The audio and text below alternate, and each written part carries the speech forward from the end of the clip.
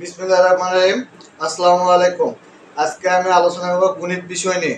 গণিতের বীজগণিত প্রশ্ন 2a সমান সমান 3b সমান সমান 4c হলে a অনুপাত b অনুপাত c সমান সমান কত? তাহলে প্রথমে এর মান বের করব।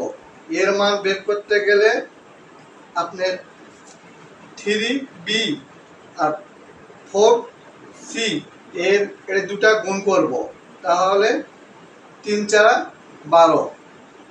এরপর বি এর মান বের করব। বি এর মান বের করতে গেলে এ আর সি গুণ করব, 2 আর 4 গুণ করলে বি এর মান আসবে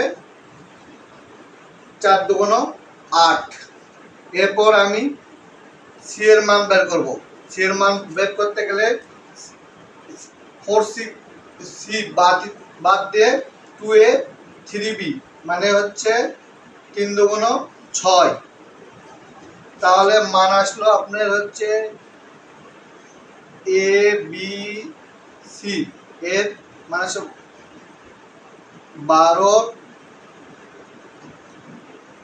12 অনুপাত এই 8 অনুপাত 6। তাহলে 12 8 6 এর উত্তর এখানে আছে নাই।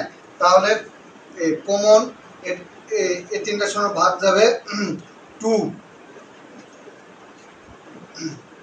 তাহলে 2 দিয়ে গুণ করলে 12 হচ্ছে 6 আসবে, 2 দিয়ে 8 গুণ করলে 4 আসবে, 2 দিয়ে 6 এ গুণ করলে ভাগ করলে 3 আসবে।